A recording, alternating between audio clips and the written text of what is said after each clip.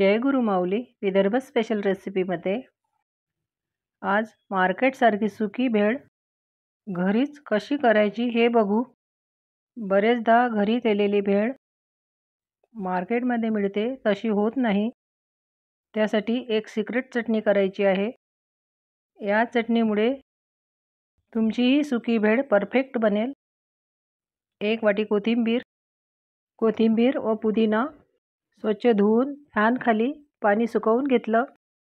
चटणी जास्त दिवस टिकायची असेल तर कोथिंबीर पुदिना कोरडा करूनच घ्यायचा।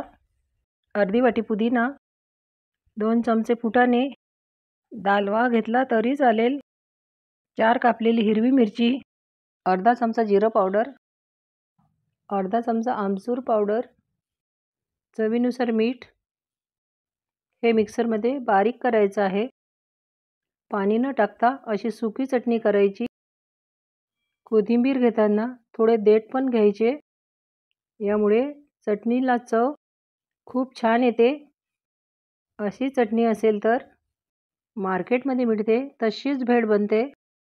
अशी जाडसर चटणी करायची। सुक्या भेळची कोरडी हिरवी चटणी तयार आहे।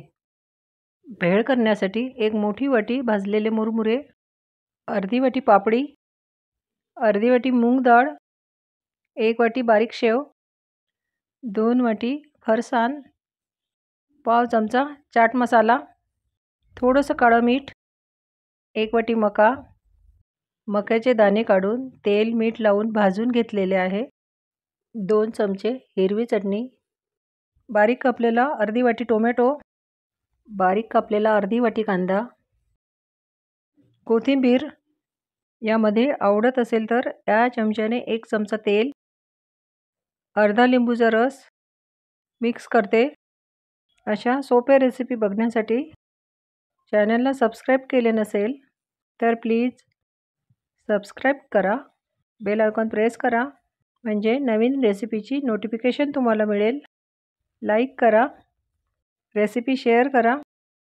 चवीनुसार मीठ, यामध्ये आणखीन 2 चमचे हिरवी चटणी, भेळ तिखट होण्यासाठी अर्धा चमचा मिरची पावडर, लहान मुलांसाठी करायची असेल तर मिरची पावडर टाकली नाही तरी चालेल।